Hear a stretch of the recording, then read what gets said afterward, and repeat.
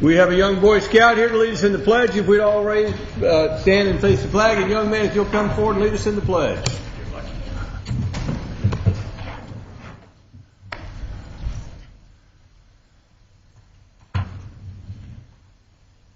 Allegiance to the flag of the United States of America and to the republic for which it stands, one nation, under God, indivisible, with liberty and justice for all. If you come to the microphone and introduce yourself and tell us what brings you here tonight and what troop you're with.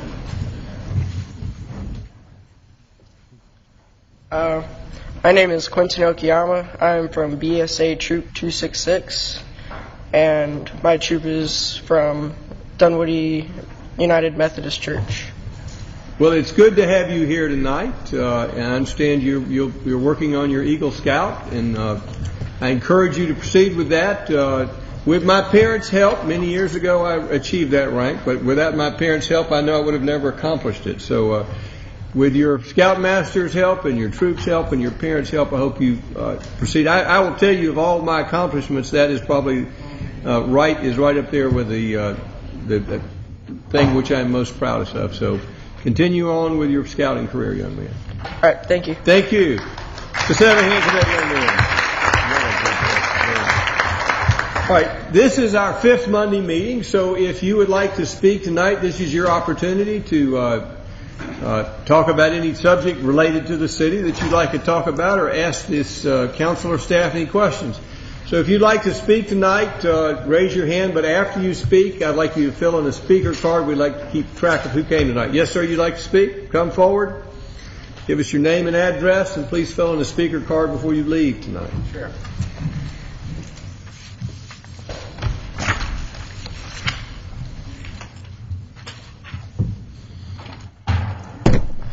My name is Forrest Buchanan, and I live in Horseshoe Bend. Do you need the address?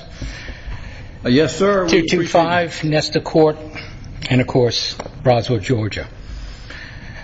First, I'd like to express my gratitude on whoever designed the Johns Creek Environmental Campus. That truly is an impressive facility, and we took the tour on opening day, and it's truly, inside is almost as impressive as outside. But I would like to thank whoever designed that building and whoever got that design passed. All you have to do is cross the Chattahoochee River there and see the Gwinnett County water intake to see what a visual disaster this could have been. I was also kind of amazed that Fulton County could do such a good job. Well, they had the assistance of this council, and so you can thank this council and its predecessors, and Bob Fulton on the Fulton County Commission, who was also a big part of that. Well, I thank them, and you too. Also today, did you see the AJC newspaper on the article on Milton County? Yes, sir. Very good article, I thought. Thank you. I guess my complaint has been ongoing for a couple of years. Being retired, I go up and down Holcomb Bridge during the day. And getting onto Holcomb Bridge during the day, there is a 2-minute light timing for people going on. Now, there's only so much you can fool around with your air conditioning. You can fool around with your... Which intersection are we talking about? Holcomb Bridge and Steeplechase. The back entrance of Holcomb Bridge. I mean, the back entrance to Horseshoe Bend. We're talking about Mountain Park? Oh, you're talking about Horseshoe Bend. Yes, sir. Okay. I'm with you now. Okay. Yeah, there's only so much you can do with your radio and your air conditioning. You said about a minute and a half, and I think, why in the hell did I vote for Jer Wood? I would really like to see is there any way that you all can cut down on that 2-minute wait? I will tell you that I try to stay out of traffic engineering. I'm barely competent to cut ribbons. So I will call Mr. Asenbrack to address this issue. Again, we try to leave the traffic engineering up to the traffic engineer. We're open to suggestions. Okay. Here's my card. Oh. Okay, thank you. Happy to talk to you about it. All right. But Not here. Steve, if you'll go on the record here. Sure. thank you, Mr. Mayor. As you know, Holcomb Bridge is a state route, and we are working with the Department of Transportation on signal timing throughout the entire corridor. We have just started a new program called Regional Traffic Operations Program with them, in partnership with them. Holcomb Bridge was identified as one of the top-tier major corridors in the entire metropolitan region. We have done some tweaking of the signal timings over the last couple weeks. Some of it before school. Now some that the school is out or back in session, rather. We may have to readjust it. I will tell you that the feedback that I've gotten so far has been generally positive, but that doesn't mean we've solved all the problems. So if you'll contact me tomorrow, and I'll find out exactly the times and those sorts of things, and we'll look at the timing in your particular area and see if we can make any adjustments. Okay, I can't do it. I can do it on Wednesday, but not tomorrow. Whatever. I do have another traffic light on that same intersection. People will park when it's green, and people are trying to make a left-hand turn. They will park in the middle of that, wait till every light is green, and then turn. And that has been a persistent problem. And I was wondering if we could put a policeman out there. What they're doing is trying to pick up their youngins at that daycare center up the street. Typically, we do furnish policemen at our schools, but we don't have the resources to furnish it at all the daycare centers and private schools. So that's a bigger request. Well, because they're running red lights. That's my concern. Well, now the person you would talk to would not be Steve Asenbrack, but Chief Williams. Chief Williams, if you'll come forward. Now I did see an answer to this problem when I was in Tucson. Tucson has reversed the timing on the lights. That first it's green for going straight ahead, that you can make left-hand turns, but then it stops both, and then there's a left-hand turn at the end of the cycle as opposed to the beginning of the cycle. Well, when you call Mr. Asenbrack, you can have that further discussion about, again, our transportation department is very innovative, very open to suggestion, and so they're open to all good ideas. And Chief Williams wanted to discuss the traffic enforcement. Yes, sir. I was just saying to give you an email of the times, or tell me now when you're talking about it exactly where. We'll check it out first thing. It's around between 4:30 and 5:30 We've on got Steeplechase and Holcomb Bridge. a traffic division. Sure. And they love writing tickets. That's what they Well, do. Now, that's not what we encourage them can to write do. a book. We encourage them Traffic to get people safety, to comply sir. with the law. But They love traffic safety, sir. they love traffic safety. We'll be up there tomorrow. Okay, great. Also, about 3 weeks ago, there was a 5 to 6 foot snake between my house and my neighbor's. I called animal control when I got out there. Animal control told me they didn't handle snakes, to call some critters. I don't know if you need a geography lesson, but the Chattahoochee River is the southern boundary of this city. I would think in the back eddies of that river, there's hundreds of cottonmouth moccasins. And to be told to call a private, I think is inexcusable. And to that ascend, not even snakes are safe in Atlanta, evidently. But is there any way we can get your animal control to check on to snakes? begin with, the animal control is a service of Fulton County and not of the city of Roswell. The city's pooled together with Fulton County. Now, with regard to poisonous snakes on the Chattahoochee, I grew up on the Chattahoochee.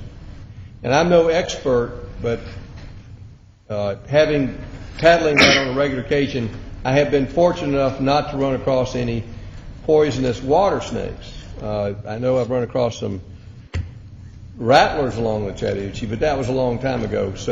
But I will tell you, the city of Roswell does not currently have a wildlife enforcement arm.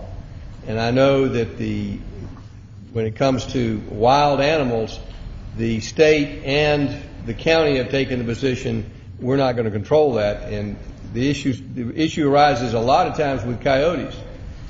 So I will tell you, as far as an immediate action, I think you're probably going to have to recall a private service to take care of that problem. I know I've had to do that personally. This morning, I caught a full-grown raccoon at my turkey pen, which my wildlife control caught. So I do not have a solution for your question. I know this council's looked at coyote control in the past and decided not to go there. It would be a major effort for this city to create a new department to control animals, and we haven't chosen to do that in the past. Okay. The other thing is, I don't know if you've gotten them, but in Horseshoe Bend we have, and I'd be more than happy to give you all these, but these are the drop-offs that appear on your driveway at least once a week. And through my research, I found it's advertising done by the AJC. I have no problem with the AJC making money, but sooner or later, our trash pickup costs are going to go up because people like me are just jumping them in their recycle bin. Is there any way that we can start charging the AJC to dropping these off in our driveways? Mr. Davison, that would be a legal question. I believe currently our ordinance states that if you call the AJC, they're required to stop putting it in your driveway. We also have 3 times. That's for mailboxes. No, it's for putting it on your property. And we used to have the stickers too. Do we still have the stickers? That they're not allowed to throw anything on your driveway. If you have one of these stickers that's available from Public Works on your mailbox. Okay. The other thing I'd like to bring up to you, I know you had a budget hearing a couple of weeks ago that got somewhat contentious. As I stated, I live in Horseshoe Bend, and we have every year a book that gives alphabetical listing, street listing of everybody whose children babysit, on and on and on. We also, once a month, they send out a little bulletin which lists among the garden of the month and everything like that. We had a problem about 2 years ago with the cost spiraling out of control. We started letting people advertise in those, and now we actually make a little bit of money on them. My idea for the city of Roswell is that I would think, and excuse me on this, Chief, but say police cars. You could let maybe either to buy one or to do the to do the maintenance, that you could let Dunkin' Donuts or Tasty Donuts put an emblem on the car.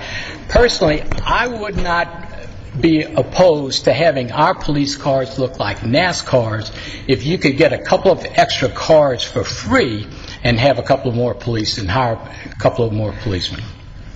You should also do it, you mail out every other month our billing for our trash pickup, is have somebody pick up that mailing cost and just let them put a sticker on that, possibly Waste Management, I'm just pulling a name out of the hat, would be interested in paying the postage.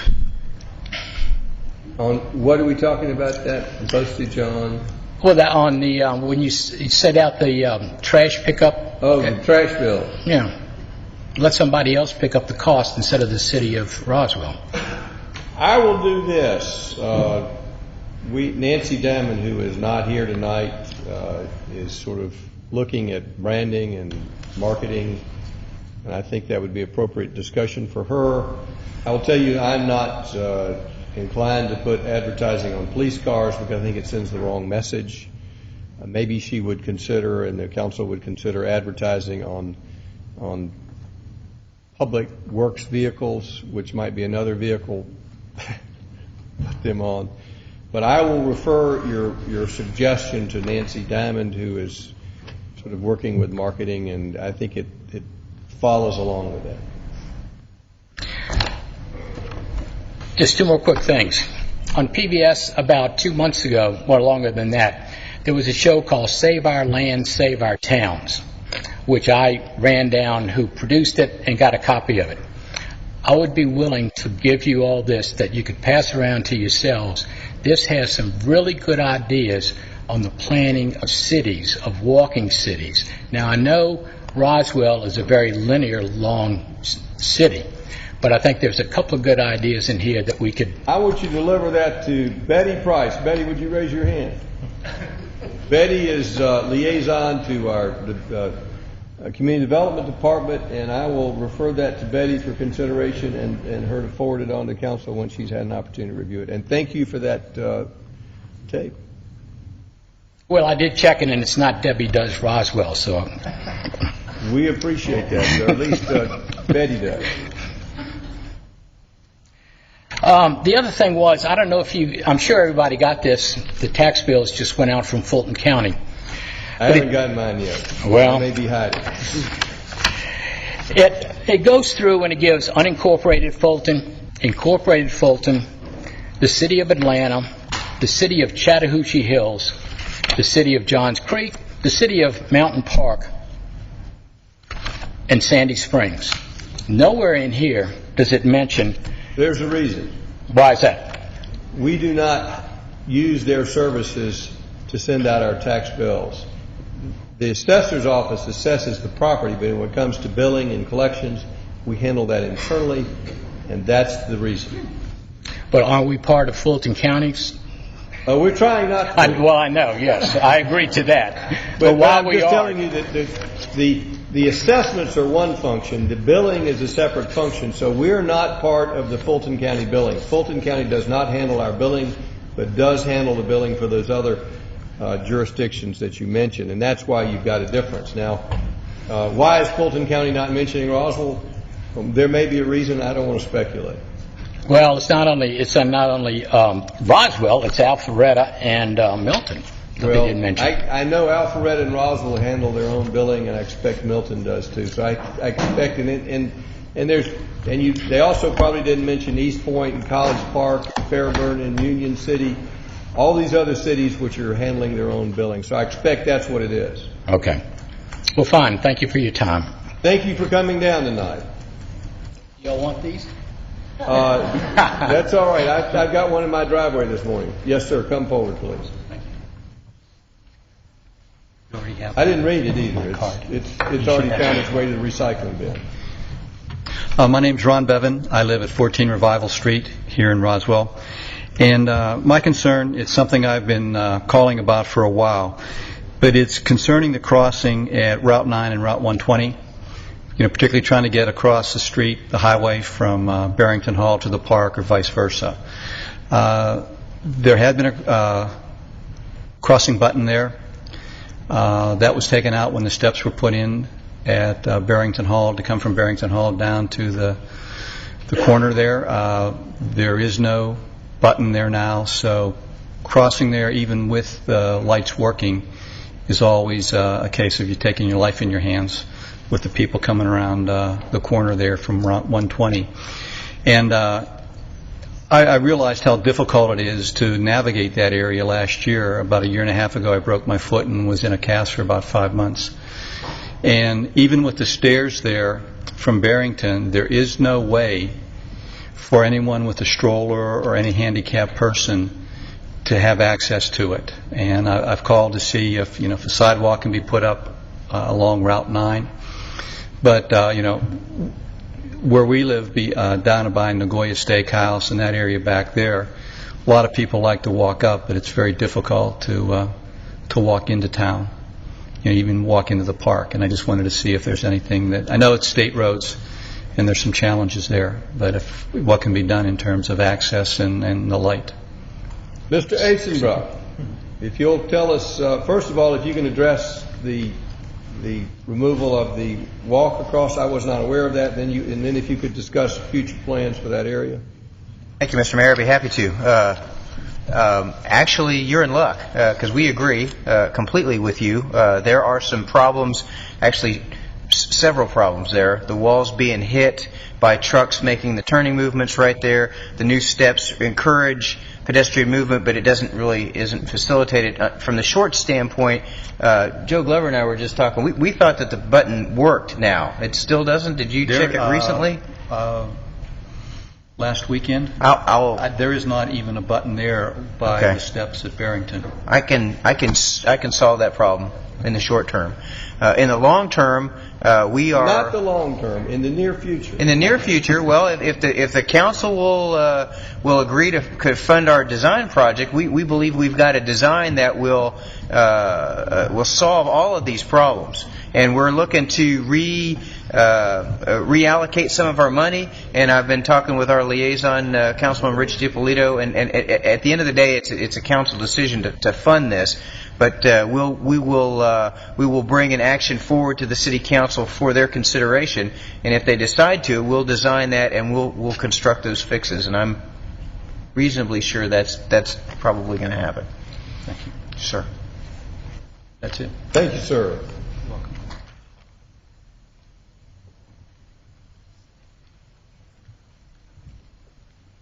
Good evening. I'm Janet Russell. I live at 260 Willow Springs Drive. That is not in Willow Springs subdivision.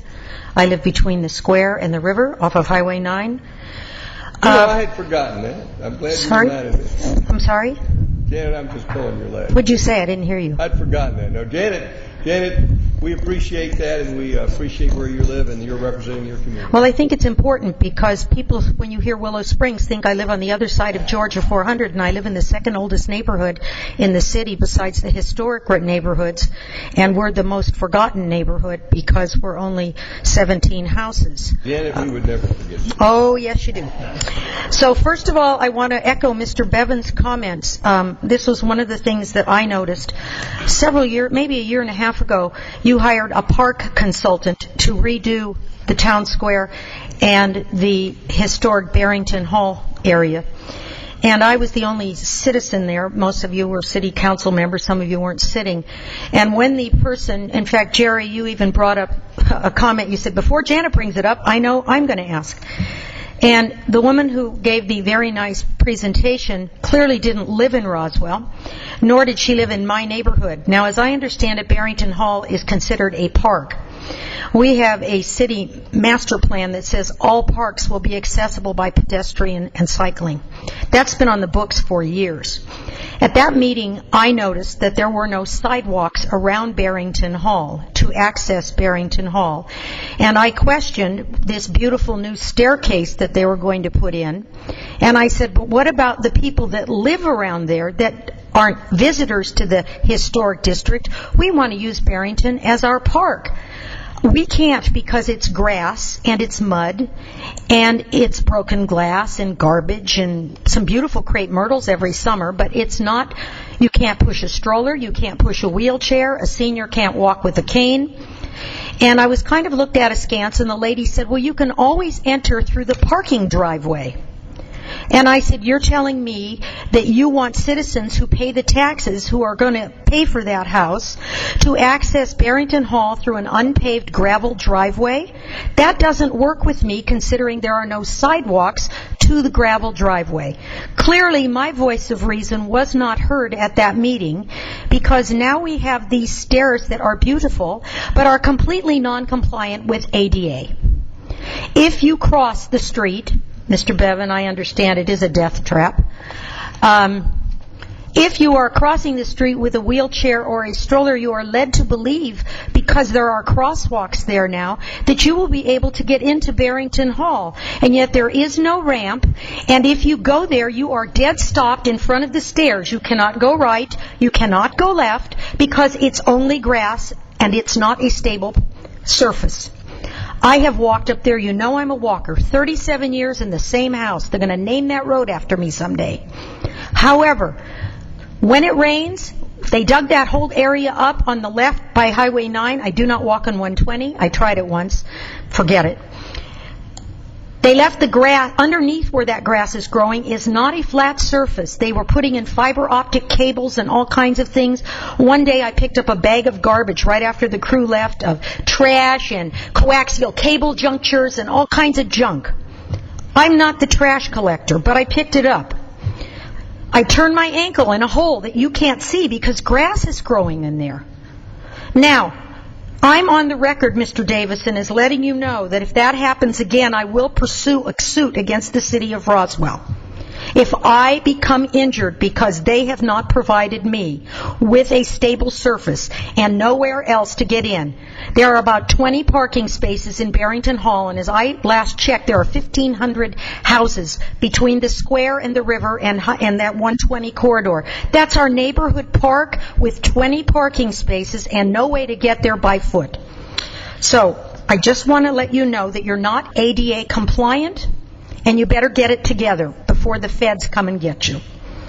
So that's number one. There are people that do want to walk here.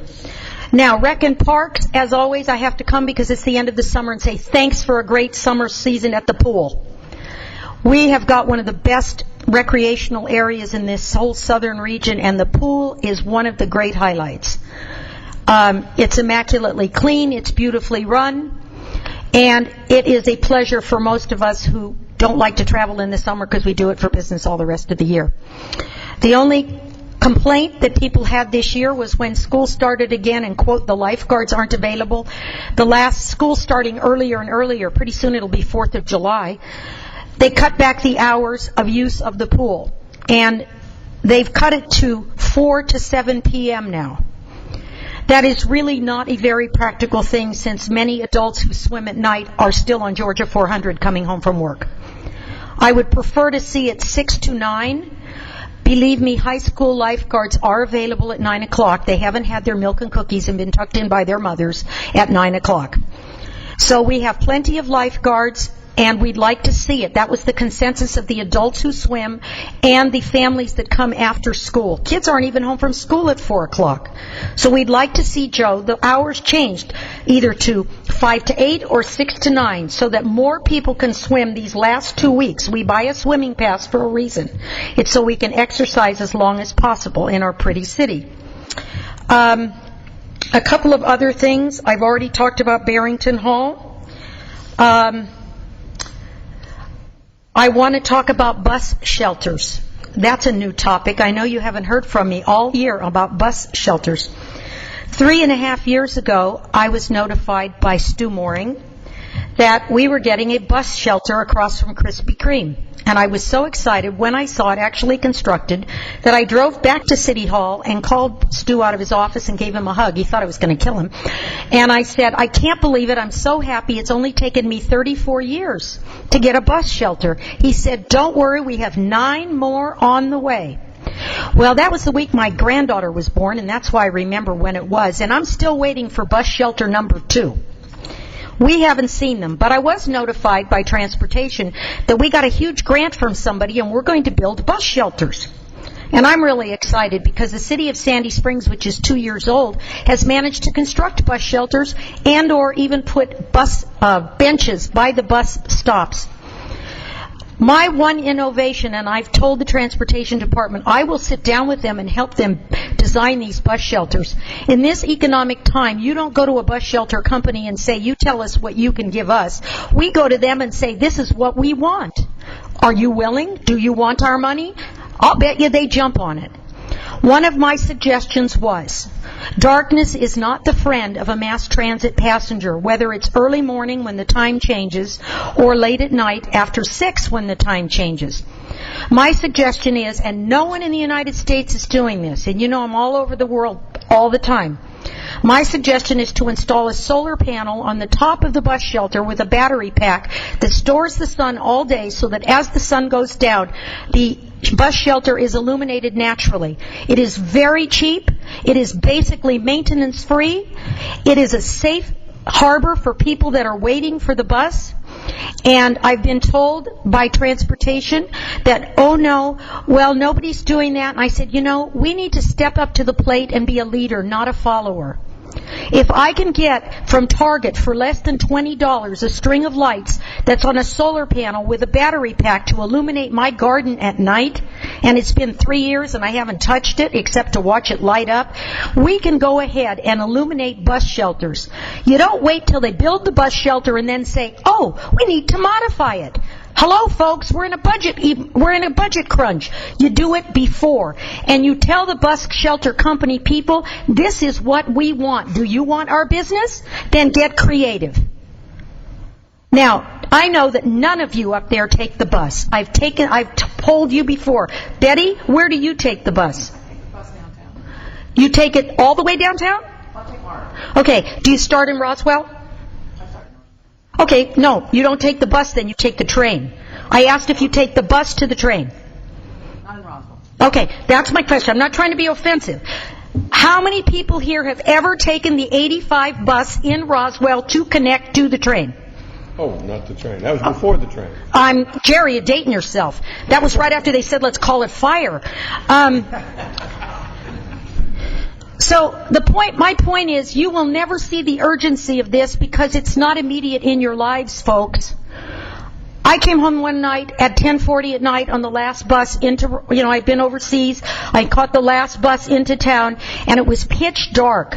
Janet, I think it's a good idea. We'll look into it. Well, I told this to a transportation person a year ago. We're still sitting on it. You now told it to Ken Eigelhart, Mr. Solar.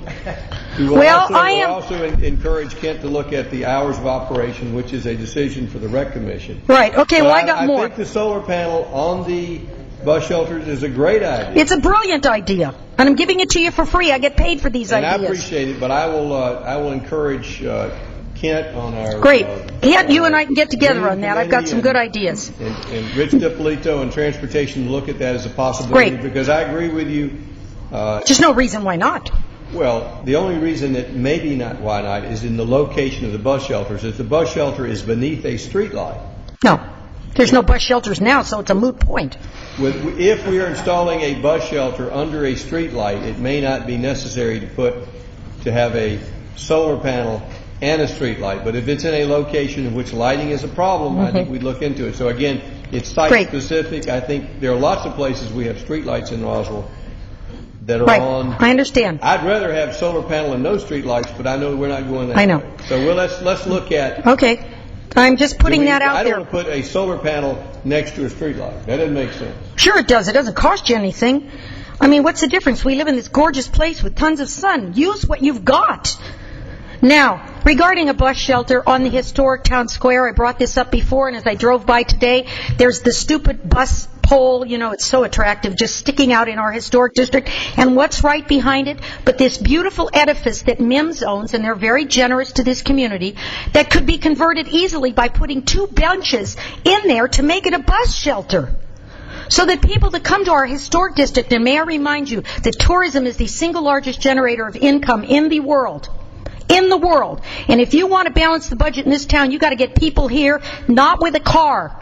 They have to be able to know that they can step into our historic district safely. And the MIMS shelter, I looked at it today. I said, is there anything in there? No. You could put 2 benches. What is that? $29 at Big Lots. Put them in. Get people to know that they can come here without a car. That's a big drawback. Please. I will make that suggestion to Mylon. He's a generous fella. He is. But it would be his call. It would not be something the city could do. Well, right now, it's just a big empty nothing. I'll suggest it to Mylon. Okay. Now, I've almost got it done. I know you were so excited to hear from me, but I haven't been here in 7 months. I want to know. We appreciate that very much. I know you appreciate that I wasn't here. The MARTA tax, I support all you North Fulton mayors. If they don't give us that 1% ears marked for MARTA, tell them to take a hike. I'm all for it. Just so other people know what's going on. I'm trying to understand the proposal. What we had talked about was the mayors of Fulton County are saying we support a transportation tax, but it needs to be equitable and not us paying 2 cents and everybody else paying a penny. Are you agreeing with the North Fulton mayors? Absolutely. Well, it's bless your heart for agreeing with the mayors. Hey, I am a reasonable, realistic woman who is very professional, and this is what I do for a living, is move people around the world. And if you're going to charge me double, then you better give me something else for sure. Because right now we're getting the bat shoved right up. I agree with you wholeheartedly. Now, as far as Alive After 5, seems to be successful, but I'm going to tell you again, you need to make Canton Street once a month from 5 to 10, all pedestrian. I hear it from every single person that uses it and goes to it. It is going to have a fatality, mark my words, the first time a child gets away from their parent chasing a free helium balloon, and a driver is so busy looking at this and who's giving away this, they're going to kill someone. And then everybody's going to wring their hands after the fact and say, oh, we should have gone off pedestrian. Now, I proposed this 2 years ago because I said, I've been in tourism, as you all know, 31 years.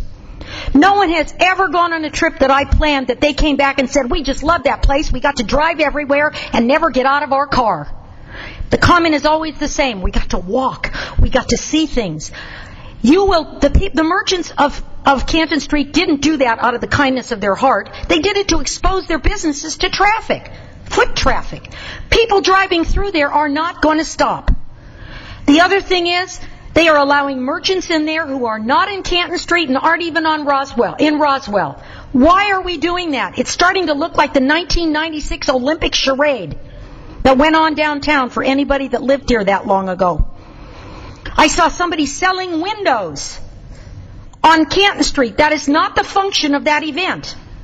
The other thing people have complained about is some of those places like the mortgage company and stuff giving away free food. We have restaurants who are paying to have that event. You don't take away from restaurants who are paying to give away free food so that nobody buys anything when they go there. We get tax money from that. We get jobs from that. Now, it's a nice gesture, but it's an empty gesture, and it's starting to look like a circus. People walking around with alcoholic beverages and everything else, and you know I am no prude. If you made it all pedestrian, restaurants would be able to pull their tables out more onto the street for that evening only. Because as it is now, there are so many people on the sidewalks that people are pushing strollers onto the street in front of cars. If you don't believe me, open your eyes and look. Jerry, you went on the record 2 years ago when I told you this, and you said, if the merchants want it, we can do it. We were in the triangle when I told you. The merchants, many of them want it, but it's stifled, and they've been told this and that and the other thing. You know, it's not like you're adopting a child. You try it once. If it doesn't work, you never do it again. But I can assure you, foot traffic will triple, and they will be so happy with the same investment that they have tripled their audience of people that really know they are business-oriented. Now, I've talked about that, the MARTA tax, the Alive After 5. Now we're going to get down to the big thing, my street. Just, Janet, before you go on. Yes? I still support the closing of Canton Street. Well, let's see But some the action, merchants- Jerry. No, the merchants, as a group, got together. They do not support it.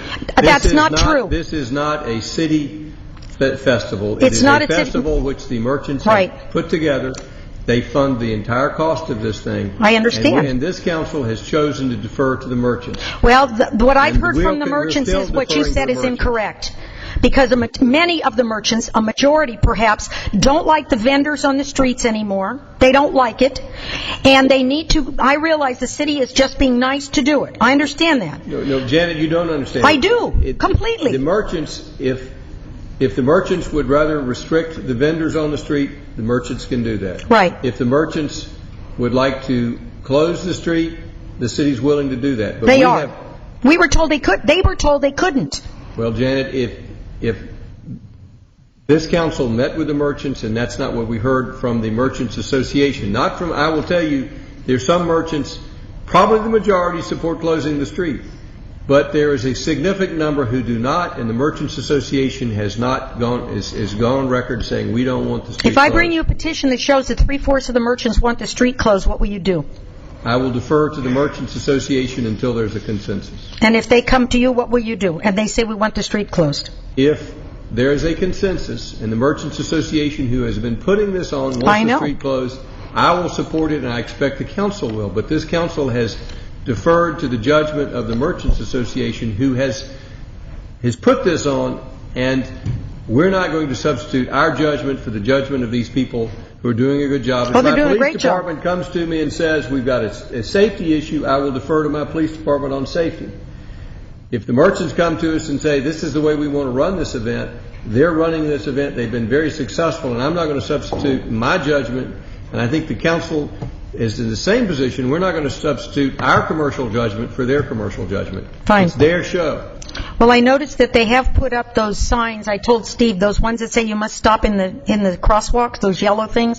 Unfortunately, a lot of them get knocked over by the cars because people think they have to stop. They don't read it. You know, we have really stupid motorists and even stupider pedestrians because they don't want to walk 10 feet to the right. They're all lazy. They don't want to walk 5 feet in either direction to get in a crosswalk.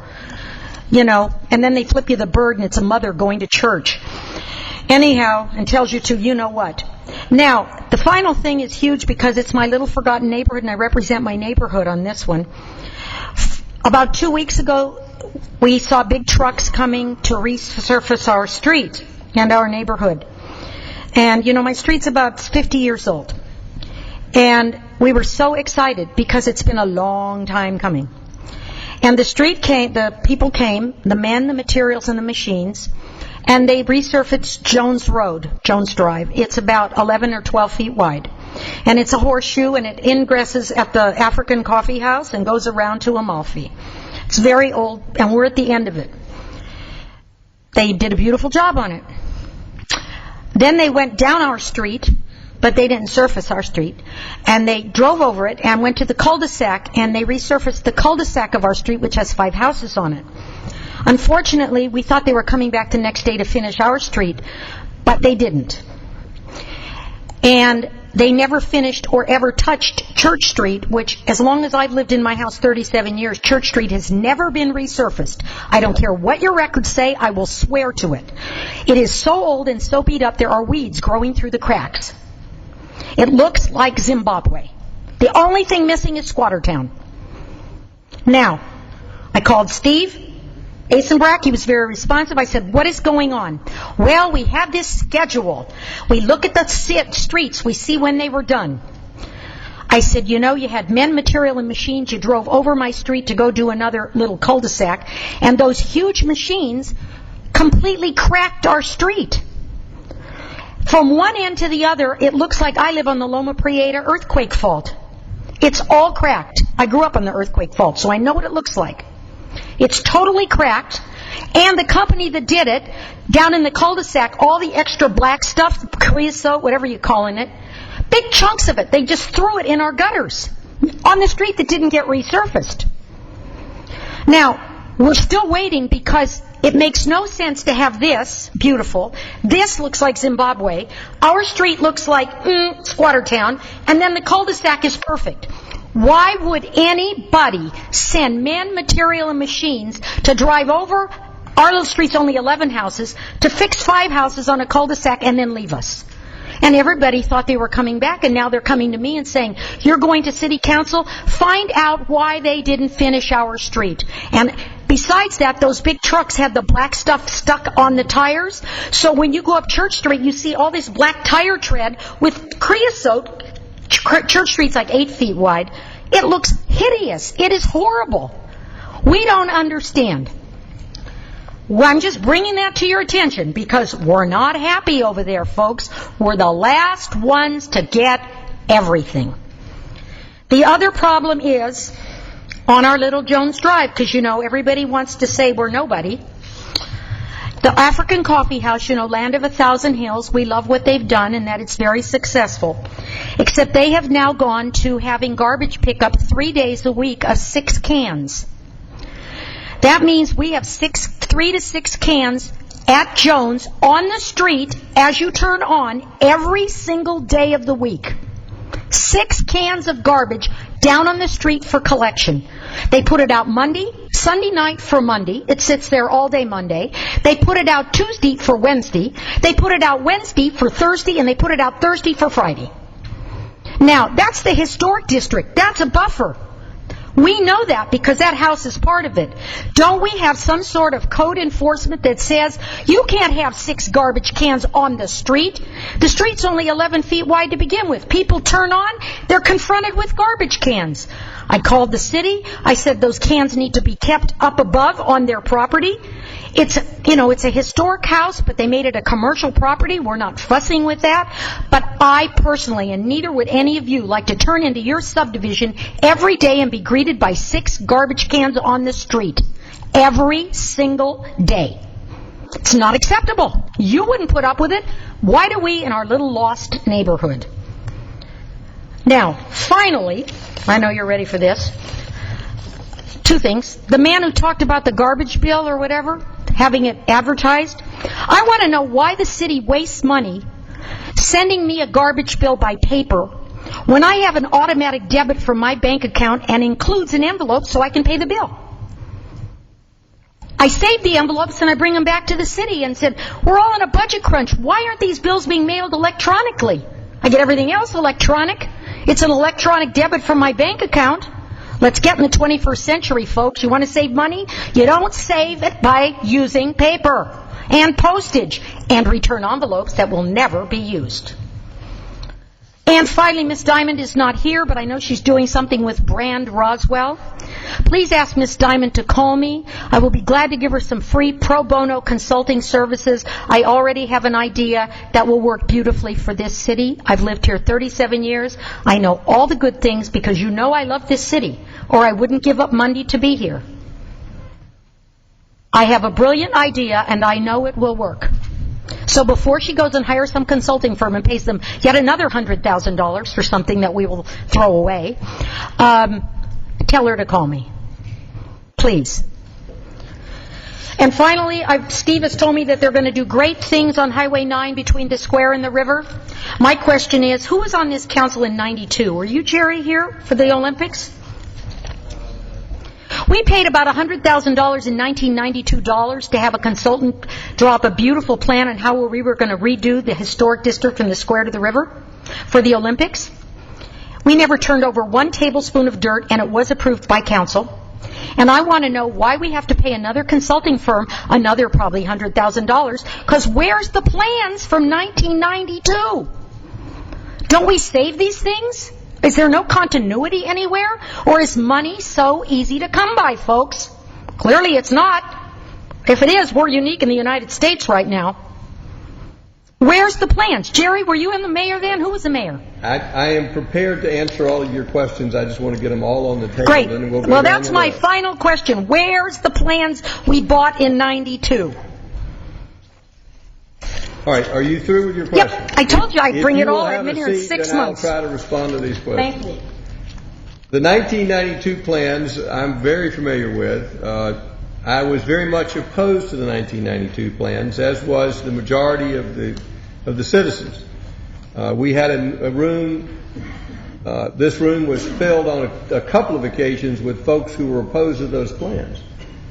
It was a wide 4-lane road. It's entirely different than what the council's current concept is. The current concept is taking up much less of the right-of-way. It's a much more context-sensitive set of plans.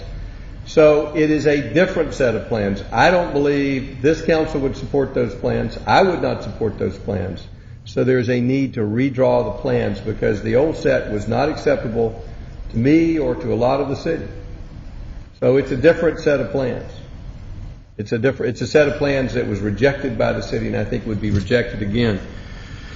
I would suggest you call Nancy Diamond. If you need her phone number, give me a call. Nancy is welcomes all suggestions, and she's a busy person, so take it upon yourself and take the initiative and give her a call. I'm sure she'd look forward to that call. If you ask us to remember it, it might get forgotten, so give her a call. You know that you'll get her that way. Stu Mooring, what's the policy on garbage cans versus dumpsters? It appears to me that they may be a candidate for a dumpster versus a garbage can if they've got that much garbage every day. And I agree with Ms. Russell that at a certain point in time we need to encourage people to start using a dumpster versus garbage cans on the street. What's the policy? Yes, sir. I've made a note of that. We'll check it. Typically, we evaluate the level of service that they have and make recommendations if they need a bigger dumpster or whatever.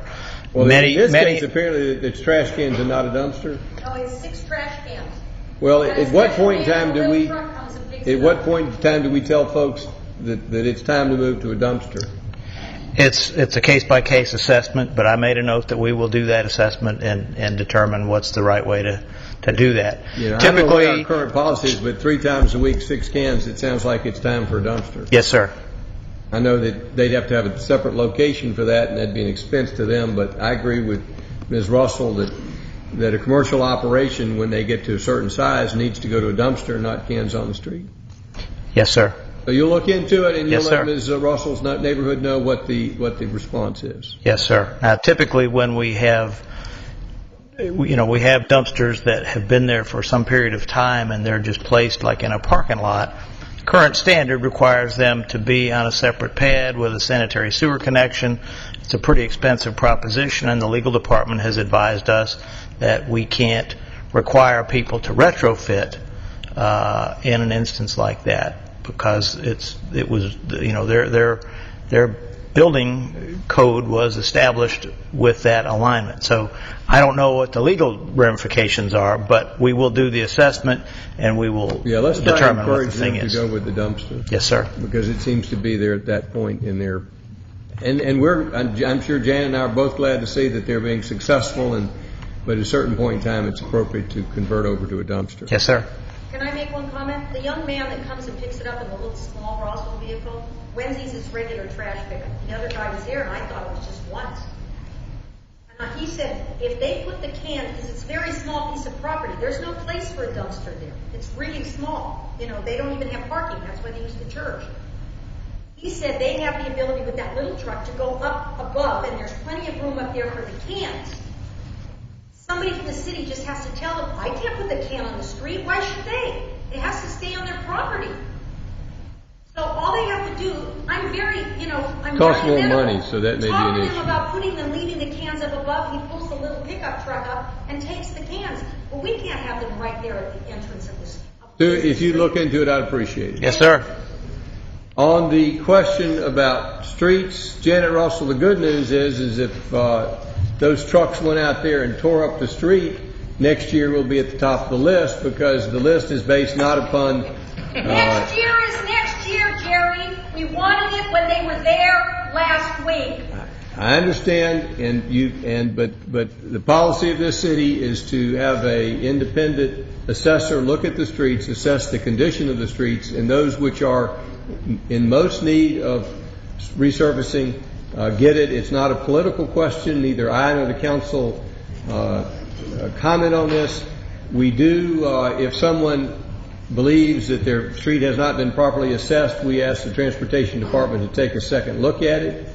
But the good news is that if it's now torn up, the transportation department, it will move right to the top of the list. I understand that's not going to make your neighborhood happy, but we try to keep the politics out of paving, and we try to leave it up to an independent assessment, and I believe in that policy. Janet Russell, your time is up. You've had an opportunity to speak. Next year or next fiscal year? Next fiscal year. Of 2011, 2012. Correct. It comes once a year. We assess all the streets, and again, if it's in as bad a shape as you say it is, I'm sure you'll be at the top of the list next year. Who would like to speak next? Yes, ma'am. Come on up.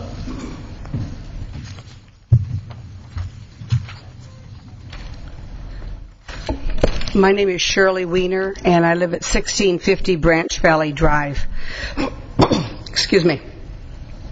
Last week, got my gander up a bit when I drove past the City of Roswell truck, who was nicely putting up signs in our subdivision that we should share the road with bicyclists. Martin's Landing has had a real problem with bicyclists, and I think you can talk to most any motorist in the subdivision and they will express concern. Part of this goes back to the fact that when I started riding a bicycle in Georgia, I picked up a State of Georgia booklet which stated that the bicyclists were to obey the same rules of the road as were motorists. This isn't happening in Martin's Landing. It appears that it's the most fun thing to do to come into Martin's Landing through Woodfield and then come down the hills of 6 Branches as fast as they can possibly go. And which means if we're going at that speed, we're not going to bother stopping at the stop signs which lead onto Martin Road. And that becomes a real hazard when you're on Martin Road, because if you're not necessarily prepared to stop, you may be hitting a few bicyclists who are coming down the hill. And believe me, they are coming at their top speed. speed when they do this. And on certain days of the week, Saturday morning being one of the most common, you will find that it's not one bicyclist coming down. It is like 15, 20, maybe 30 at a time. And so you will just sit there and wait for 30 bicyclists, maybe with your children in the car whom you're trying to teach safety, and they will see all of these bicycles go through a stop sign. Not in the least bit slowing down, probably not even turning their heads to see if there's anybody coming. And I've had that happen to me many times. We've had instances where a car has actually stopped, thought the bicyclist was going to stop, and when they pulled out into the intersection, the bicyclist went through the intersection and narrowly escaped getting hit. And we're afraid. We're honestly afraid that one of these days we are going to hit one or more of these people and hurt them. We're not against it. A good share of us, and myself speaking, ride a bicycle myself. But to have this happen constantly is really not a good thing. You know, I go through that same stop sign in my car, and if I don't come to a complete stop, I get a ticket. But nothing's happening to these people on bicycles who are doing the very same thing. They deserve the courtesy of the road, and we need to give it to them. But if we're going to all be on the road together, then we need to play with the same deck of cards, and they need to obey the same laws that we do. The police have been there. I've called them on occasion. They come for a time or two, but it doesn't stop anybody. And if you say something to a bicyclist when you're stopped at a stop sign, they'll say, I'm on a bicycle. I don't need to stop. And they don't. So that's just my comments on bicycles. Thank you. Thank you. You're exactly right. Bicycles are required to follow all the laws of the car when they're on the road. I appreciate your concern for their safety. I know that we've encouraged through Bike Roswell to encourage their compliance with those laws, and the Chief does patrol it from time to time. And I apologize for the rudeness of some bicyclists. Who would like to speak next? Yes, sir. Come forward, please.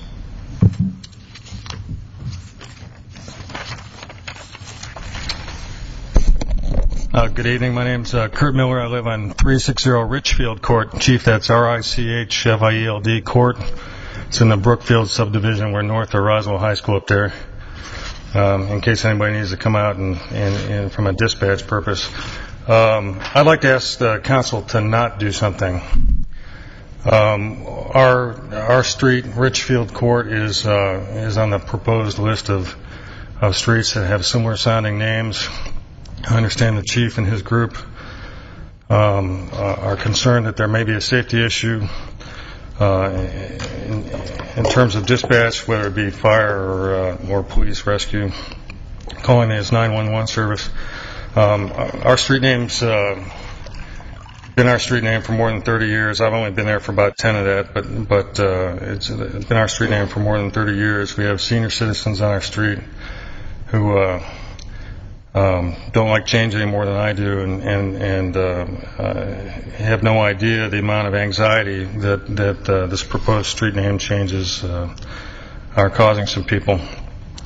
We feel the proper issue for if there is a problem with dispatch, the proper way to solve the issue would be to train however many dispatchers that the chief has, instead of making the entire rest of the world change.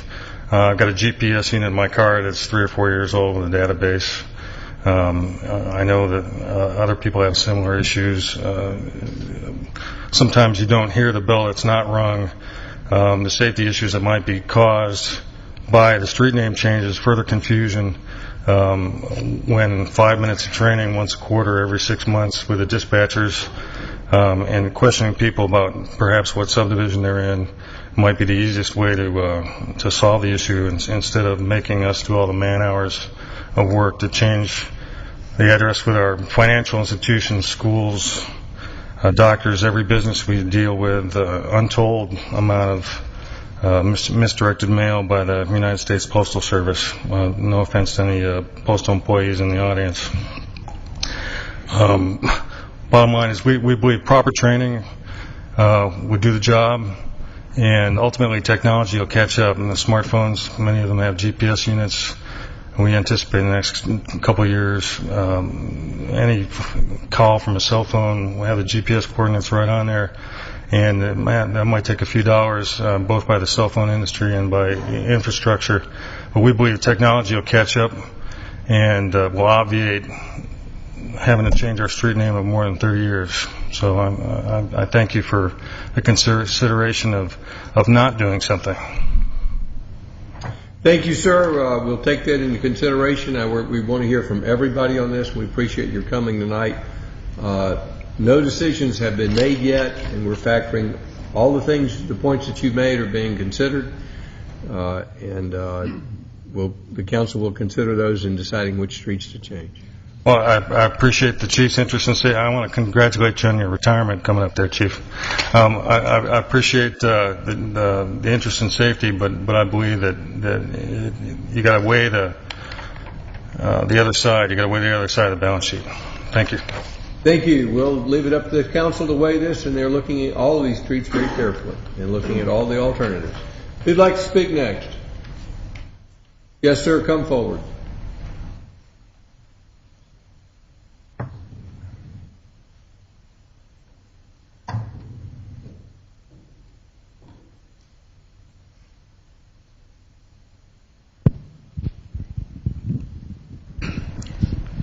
Mr. Mayor, Dr. Price, members of the council, I'm Sam Evans. I live at 150 Chapin Road, and that's in Roswell. It's good to see the city attorney here tonight, but what's most important is Janet Russell. If ever a city needs somebody, they need a Janet Russell, because she's keeping us all honest.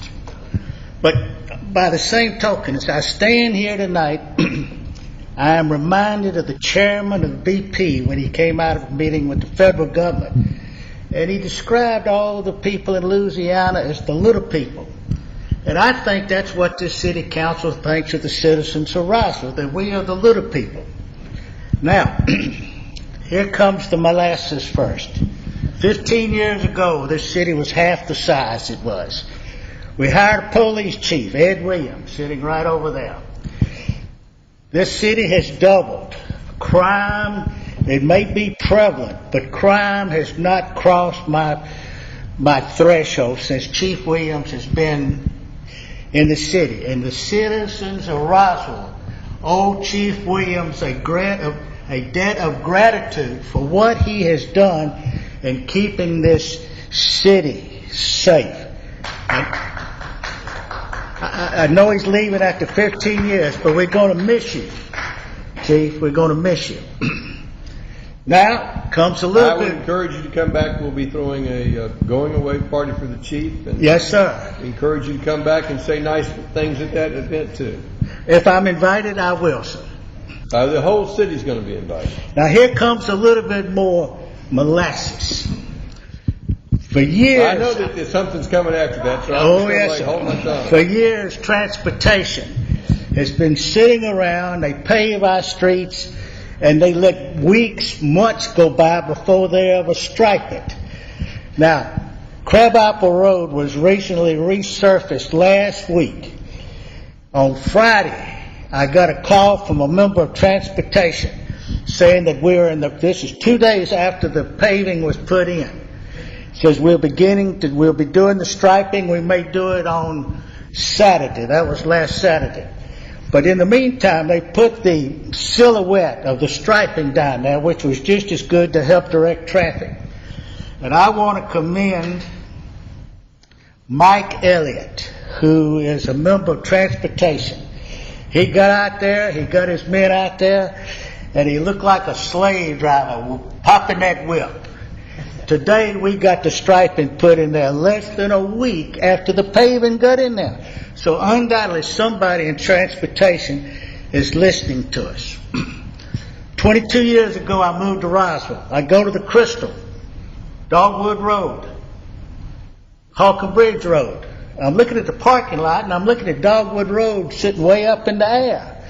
So I go up Dogwood Road and I see they put a section of guardrail on Dogwood Road in the flat area. But in the area when you get down to where the Crystal parking lot is, Dogwood Road is about 12 feet up in the air. We've had probably 9 directors of transportation since I've been standing before y'all. And each time I say, put the guardrail has been put in the wrong place, let it stay there, but add some more guardrail. One of these days, somebody is going to go into that parking lot and kill somebody. Hadn't done it in 22 years, so I've been crying wolf for 22 years, but nobody pays attention to me. I have a question, Mr. Mayor. How much did the city of Roswell pay for the Thompson property on Woodstock Road? It was a gift. Aha. Now, Dr. Price, I have all the utmost confidence in you to do what I'm going to ask you to do. The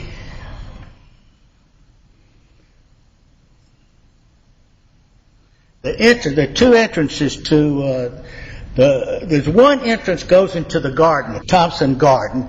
It's got the proper deceleration lane and what have you.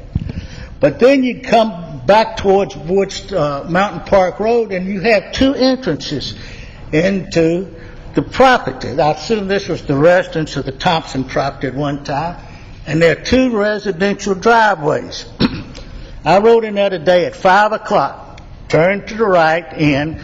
You have to stop because it's a 90-degree turn to get in there. And so needless to say, you hear tires squeak, people having to stop behind you. As you turn in, as you come out, you have to, as you come out, because it's such an adverse intersection, to turn to the right, and there's a right turn only there, you are penetrating 2 westbound traveling lanes of 92. Now, I've talked to Parks and Rec about it before, the leadership of it. Not you, Joe, but some others in there. What they tell me, well, it just costs too much money to put the proper driveways in there. Then I think about this little traffic merry-go-round y'all are building for $1 million on Grimes Bridge Road, but yet you can't put proper entrances and exits into city property that was given to the city. That is a disgrace. You're talking about, we paid $4.5 million for the Light of Thompson property. 150 acres was a gift. The part that you're talking about with those 2 entrances, was it $4.5 million, Joe? Thereabouts. It's about $4 million. Just for the record, we acquired that property for $4 million. That's real good. If I bought a piece of property fronting on State Route 92 and I wanted to put a commercial establishment in there, the city of Roswell would make me put the proper entrances and exits with de-acceleration lanes, proper holding lanes. The sight distance is to be desired on that street. And what you're doing, you're interfering with the westbound traffic, which is 3 lanes on 92. Please use some of this money that the city has that they can spend on other projects and fix up the entrance and exits on this Thompson property. And I wish you'd go out there, Dr. Price, because I have all the confidence in the world that you will understand what I'm talking about. Once again, thank you for listening to me. Every city needs a Janet Russell. We're lucky to have her. Thank you very much. Thank you, Sam Evans. Who'd like to speak next? Yes, sir. Come forward, please.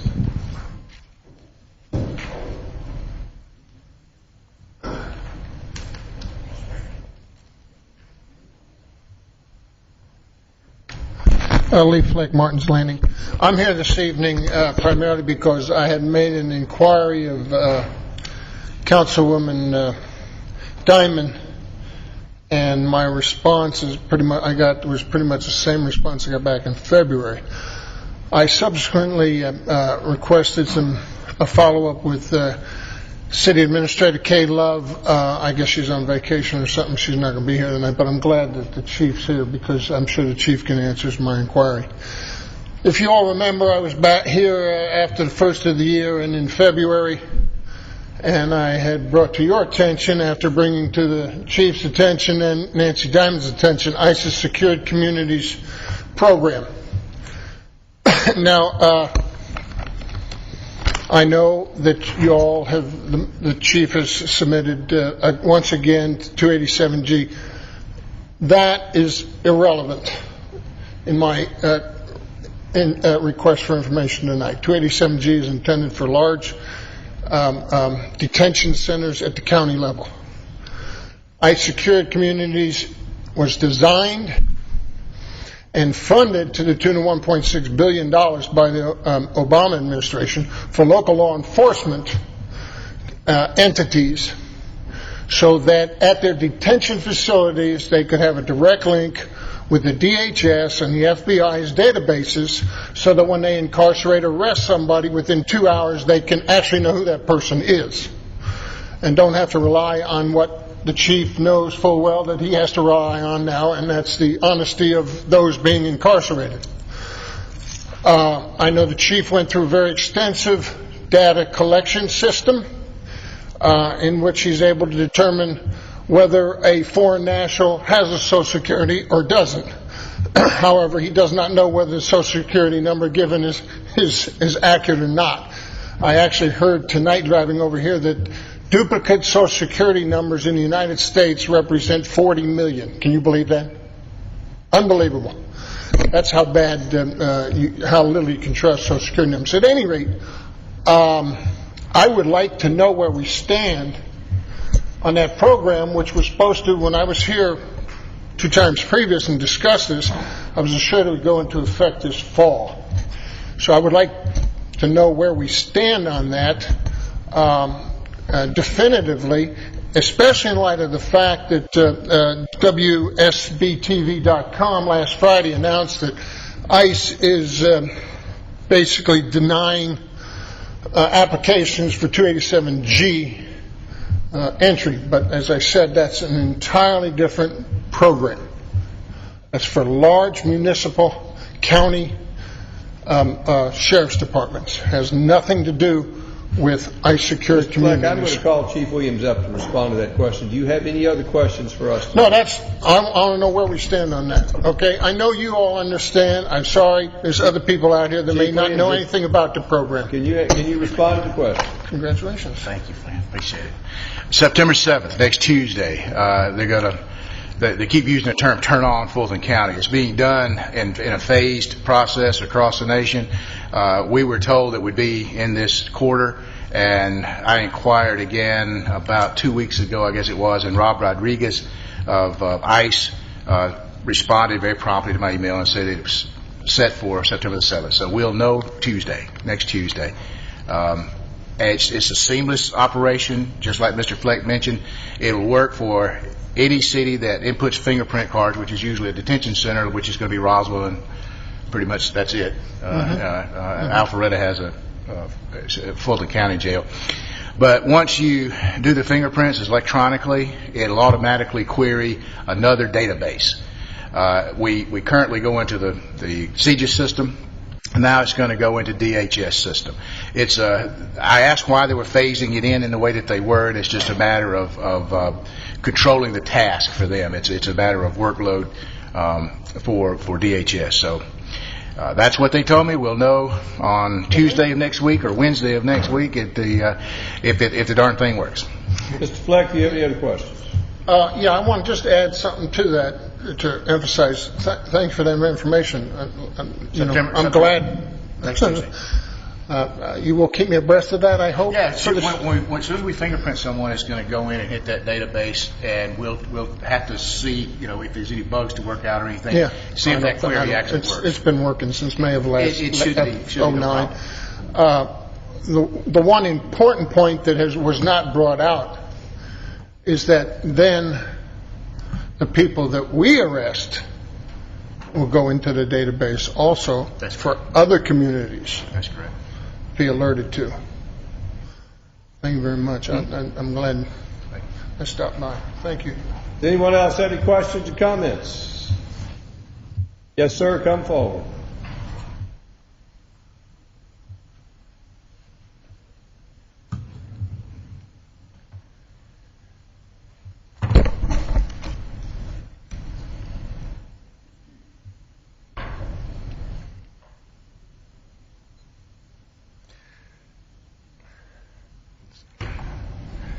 just in case your recording machine breaks.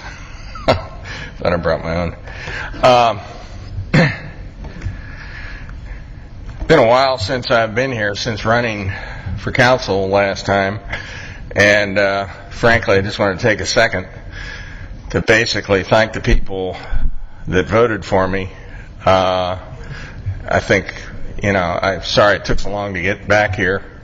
Been kind of busy with personal business, and considering I ran a campaign with no signs, no advertising, no volunteers, and no money, I did substantially better this time. I'm not sure if it's because I had the total opposition and lack of support from the Beacon or not, because they actually wouldn't let me also be in their candidate forum and wouldn't publish any of my positions.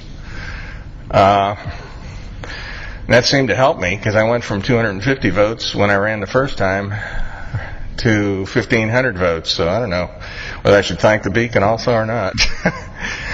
I think we had one time a meeting here with the Women's Club, and I had complained in that meeting in a prior election about how they got all my positions wrong when we had that public forum at the Chattahoochee High School, which usually they have every time they have a run. But anyway, I just wanted to thank the people that voted for me.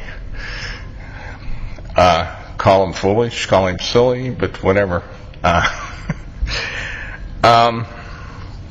Also, actually, the other guy that ran in the race that had a business background got 1,500 votes himself. So, actually, that was a substantial part of the electorate. Must have thought some of the arguments that we were making about having somebody on council who was business qualified and had direct business experience wasn't a bad idea.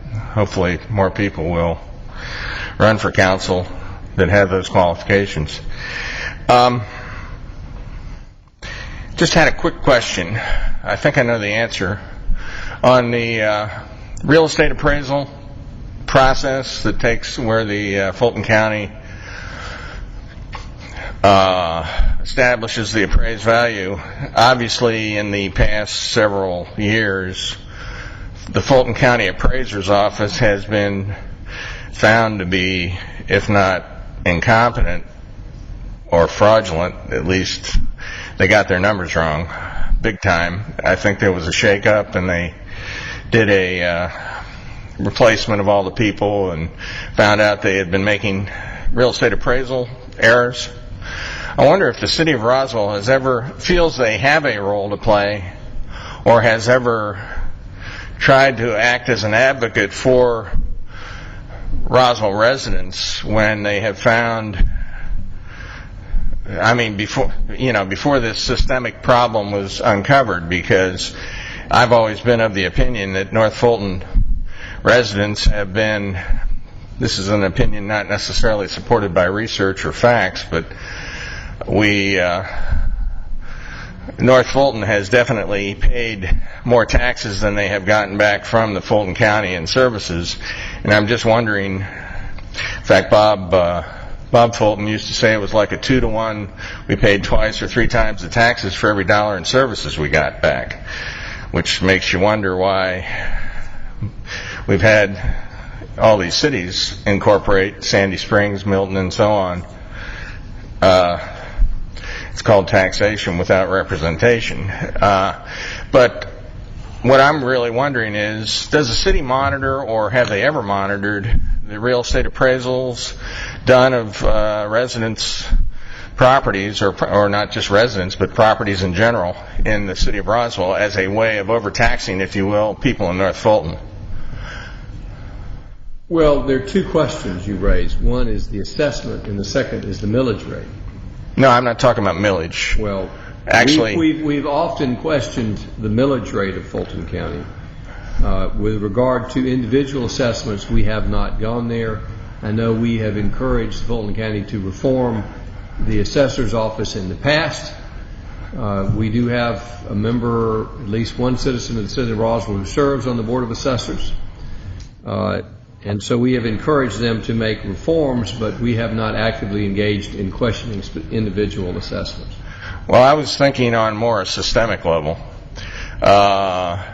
When I've tried to get answers from the current appraiser's office as to how they assess properties, what criteria, what algorithm they use, whatever, I get the runaround. I've never gotten a straight answer from them. When I was in graduate school back in the 70s, I actually wrote a program which was used to appraise all the properties in Madison, Wisconsin. I was a grad student, and some professor had taken a contract and couldn't finish the job, so he gave it to me. But and I got paid for it, of course. But I was trying to find out what criteria they use to appraise properties, because if you don't know the criteria they are using, you don't have any idea whether they're fairly appraising property. And it doesn't seem to me like they have open disclosure of those guidelines. And it seems to me that it might be worthwhile for the city of Roswell to have more direct oversight, especially since they've already demonstrated in previous administrations that they're basically were incompetent or crooked, one of the two. Well, I will tell you that the North Fulton mayors support more oversight over the assessments, and we've called it Milton County. I agree. Which is a huge change from the current process. As far as these smaller changes, we're not in a position to dictate to Fulton County how to run the assessor's department. We have to accept those assessments. And we have a number of issues with Fulton County, which we have not been successful in persuading them to change their practices. And this has not been the one we've addressed. We've got a lot of which are even worse problems with Fulton County. We've not been successful in getting them to change their ways, which brings us back to why the North Fulton mayors support creation of a new county. Well, what I would suggest, one way to attack the problem would be try to get a little more openness in the methods that they use, the systemic methods that they use to appraise individual pieces with. In other words, they have a computer-based system, and what you don't know is whether or not the minute it hits a piece of property in North Fulton, they tack on 25%. I've audited, made a career out of doing IT development and audit of IT projects, and it's a real easy thing to do if they have a computer-based system to take a look at whatever algorithms they're using are pretty well defined because they're using a computer program to do it, presumably. I don't know internally whether they have people that are manually adjusting the computer-based, computer-generated appraisals for each property and tacking on 10% because you're in North Fulton. I'm just saying, I think that might be a valid point of approach, and it basically is nothing more than open government, of having them disclose what methods they use to appraise properties in a algorithmic sense. Just a suggestion. Thank you for the suggestion. As you know, during the one meeting we had last time, when one of the members of the audience asked about what I thought of Fulton County, or Milton County, I think I broke out in a stanza of amen. What's the status of Milton County? Is that dead or still in the works, or you still think it's going to go, or does anybody know? It's still being actively pursued by the Republican delegation of North Fulton County. Okay. And I have every confidence that one day Jan Jones will prevail. But I can't tell you when. Is the city of Roswell taking any measures right now in anticipation of Milton County coming through? In other words, decoupling in effect their services? And the city of Roswell, along with the other North Fulton mayors, are trying to look at areas in which we can furnish services more efficiently and at a lower cost to the citizens of North Fulton County than Fulton County is. And there are a number of areas we're looking at. So that's not in anticipation of Milton County as much as a recognition that we believe that we can offer things up here, do a better job than Fulton County on a number of services. One of the ones we're looking at right now is our communication systems, which the chief of police is looking into. And that's just one of many things that we're looking at as taking over services that are currently offered by Fulton County and trying to say, can we do them better? And we're looking at a number of things. If I can be of any help as a citizen, as an advisor or a consultant, not a paid consultant, just as an advisor, I've got a substantial background in identifying and uncovering systemic failures, systems problems, computer-based systems, fraud, take your pick. If it has to do with computers and business processes, I'm an expert at that. So I appreciate the offer. If I can be of any help, I'm more than happy to do so. Thank you, sir. I had heard that these council sessions are now, the audio portion is now being captured and put out on the website. Is that true? So we have a transcript of well, I mean, it's actually, I had heard the audio recording. The answer is yes. Great. Fantastic. Now all we need to do is turn the cameras on. You might have noticed that has been something that has been a favorite topic of mine over the years. Is there any plans to actually turn the cameras on? There's no money in this year's budget for that. Okay.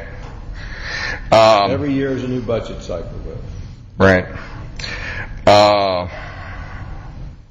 I noticed the council, you cut back now, you meet how many Mondays? Twice a week. Now we meet we meet twice a month. We actually have 2 committee meetings a month in addition to that on a regular basis, so that's 4 meetings a month if you count the council meetings and the committee meetings. We also have work session meetings. So this council is probably meeting an average of 5 times a month. And on those non-council meetings, whether they be committee or whatever, is there a similar recording of that, such as you do for council? The answer is no. They are recorded? It's recorded, but it's not put up on the net. Let me suggest that maybe, to the extent that you have sort of cut back on the public part of the process of conducting city business from council sessions, and rightly or wrongly, I'm not judging. These are, just for record, these are open meetings. The public are invited to these committee meetings. Right. And because they're open meetings, no reason why they shouldn't be, especially if they're recorded. Why not put the audio on the web? Well, the only reason would be expense. And trust me on that. The expense would be nominal. Because you can buy a 1 terabyte hard drive, which would probably hold 200 years worth of meetings for about $200. I'm just worried about the time and the staff of getting them on there. It's a simple file transfer. Once you have the recording. You're dealing with government. I'm not sure there's anything simple in government.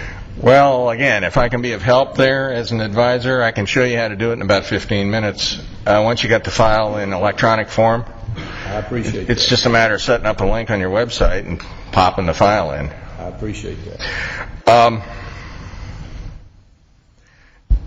I'm assuming no change has been made in your budgeting process for budgeting revenues on a program or department level? We make changes every year. Well, by that I mean on budgeting of revenue. I know you budget expenses routinely, but I'm talking about the revenue side of the department or program operation. Didn't you? I'm not sure you're in a position to respond to that question. That's a pretty broad question. We make changes all the time. No, I'm talking about last I checked, last budget hearings I sat through, there was no tracking on a department or a program level of revenue. You only budgeted for and tracked expenses. And I had suggested that maybe we ought to encourage the City of Roswell employees and even give away a coffee cup if people come, if you had budgeting of revenues at a department or a program level, you might even encourage city employees to come up with ideas on how to generate revenue for the city instead of just spending money. We do track those revenues based on the programs that are out there that bring money in. whether or not they're budgeted at that level. They're budgeted at the general fund or whatever fund the revenues go into. Right. But they are tracked at a much lower level. And I guess what I'm suggesting from a management point of view is, as part of the overall city planning process, actually break down your budget and track the revenues at a program and department level so that that information is included in the budget, not simply rolled forward into a gigantic slush fund. And part of the reason for that also is I would encourage some kind of a recognition program for employees if they come up with new ideas on how to make the city money. I came up with one idea on our dump site, or the recycling center, that we simply put a roll-off in there and allow citizens that have a lot of yard waste they need to get rid of to dispose of their yard waste at the recycling center for a fee. Like a pickup truck is $20 or whatever. Because right now, if you have a piece of property with a lot of trees on it or whatever, and you have a storm hits and knocks down 3 trees and you got to remove the stuff, you're only allowed 12 garbage cans a week, unless you cheat and use your neighbor's allocation and put 12 cans on his property. But I had recently 4 trees fall down as a result of a lightning strike, and I had a total of 250 garbage cans they ground up the trees and made mulch out of it, and I had 250 garbage cans of mulch I had to put out over a 3-month period, which, being cheap and an accountant, I wasn't about to pay them to haul it off if I had free pickup. But I might, but there was also some stumps, tree stumps that were too big for them to grind up, which I would have more than willing to pay the city of Roswell to let me dump it in their roll-off. And the point is, it would be a moneymaker and could be monitored by simply issuing the city issuing like a little credit card, debit card kind of deal. And you put a camera on the roll-off, so if somebody comes up there, tries to get rid of stuff when they're not in the city and they don't have their card, you nail them and you hit them with a ticket for $200 when they would only had to pay $20. So, I mean, there's a simple way to monitor who puts stuff in the roll-off and who doesn't. And also, you could charge the people in Alpharetta $40 for a pickup truck, and Roswell residents only $20. You can differentiate between residents and non-residents. So that's just an example of one way the city could generate money and provide better services to people that happen to have property with trees on it. Now, if you live in a 1/3 acre lot and it's all landscaped property and they clear-cutted the property before they built your subdivision, then there's not much need for those kind of problems. But I just have 1/3 of my lot's nothing but solid woods. And as a result, every now and then I get a lightning strike. But I'm sure others have the same problem that have the larger lots. Just an idea. Thank you for the idea. Another question. Has the city of Roswell redefined the meaning in the Georgia Code for the vehicle code as to what standing, loading, standing, loading, parking, and there's a 4th category. Stopping, standing, loading, and parking. Has the city of Roswell redefined those terms? Not to my recollection. Mr. Davidson, have we redefined those terms? Okay. What? That's my knowledge. Okay. The reason why I asked that is I think there is an inconsistency in the city of Roswell's traffic control signs, in that the wording on the signs say no parking in loading zone out in front of the post office, and citations are being written. I can speak with some authority on this. Citations are being written by anybody who pulls up to the post office just to drop off a letter. You stop your car in front of the post office, get out of your car, go drop the letter, and on your way back, the guy is zipping across the parking lot to write you a parking ticket. And I don't believe if you read state vehicle codes or automobile codes, I was parking. I was actually loading and unloading a letter, but That didn't seem to impress the officer at the time. It did impress the judge, and it got dismissed.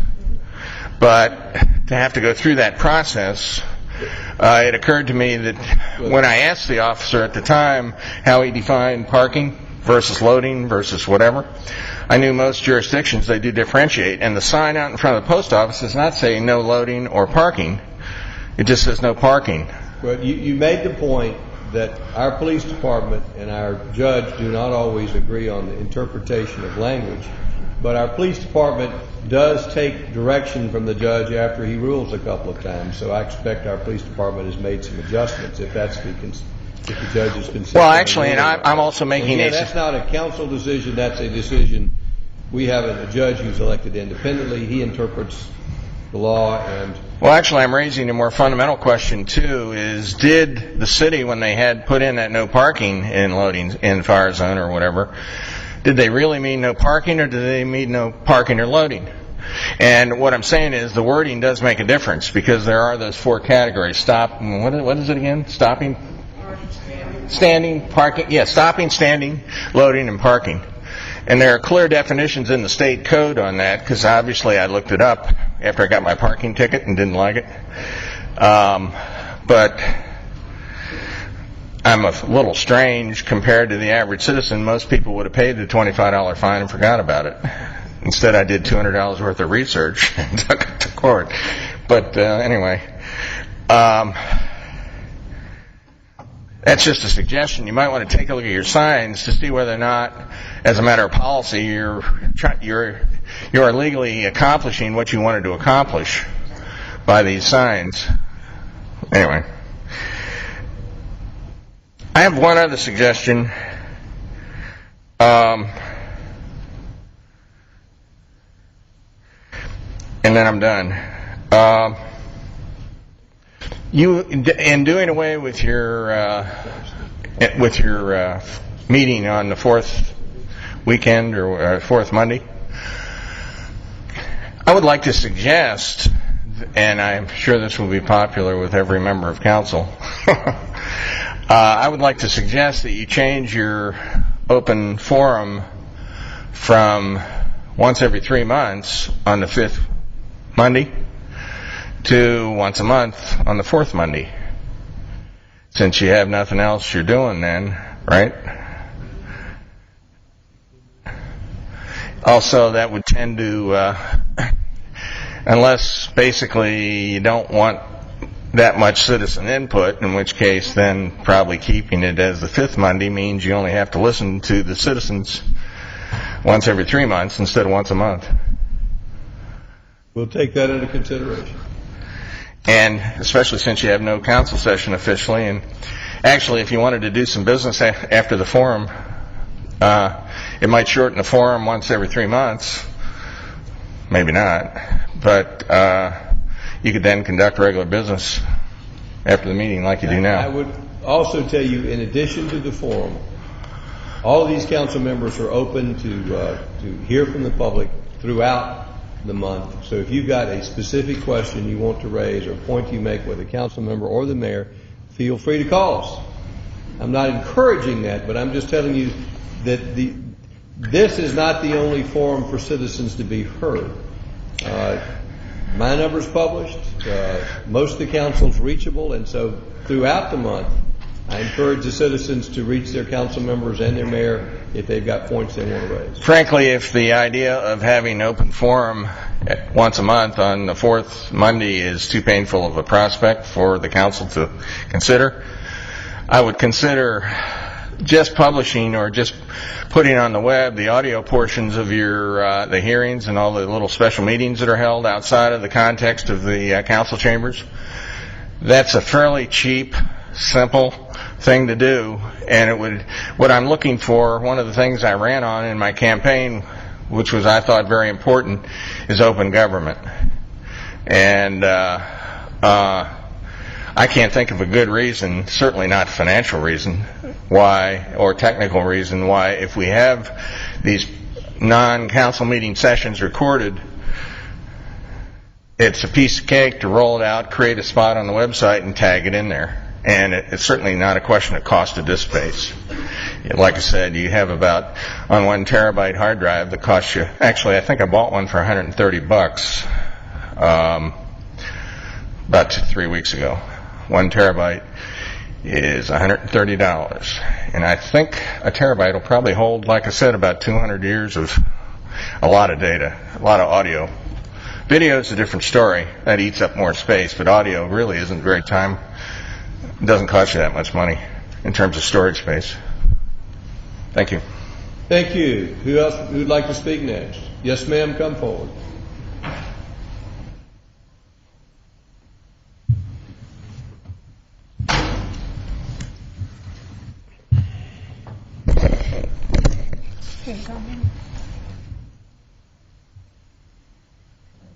Thank you for the opportunity to speak. My name is Margie Ryman.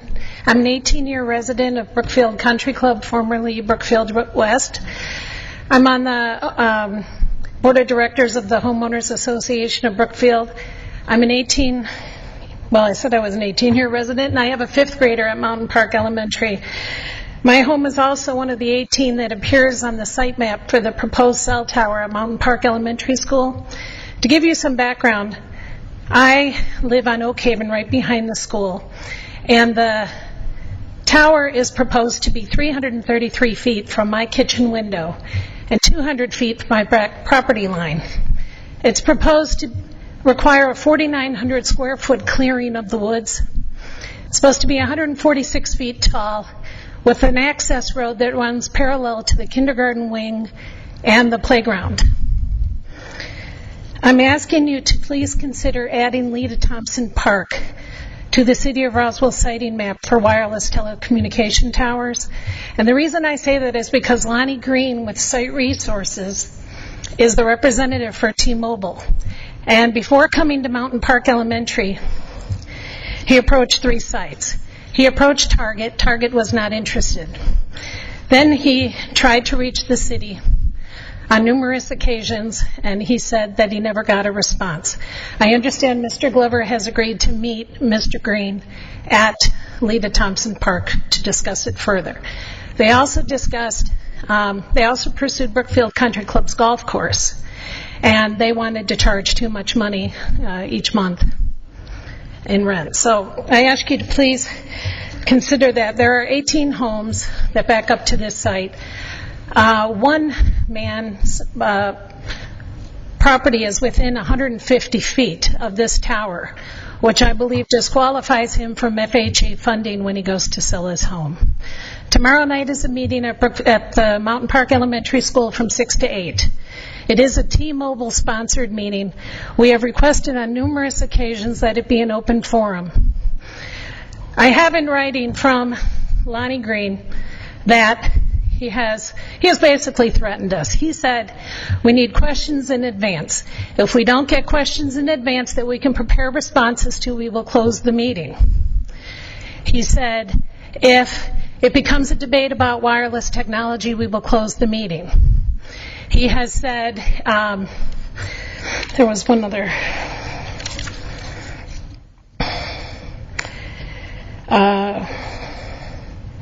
He also said if duplicate questions are asked, he will close the meeting. He said these meetings are typically held where they start out with a short presentation, followed by a short Q&A session, followed by 5 booths at the back of the room that anyone seeking more information can go to get their questions answered. Now, Linda Schultz, our District 1 school board representative, has told us if there's significant community opposition to this tower, it will not move forward to the school board for a vote.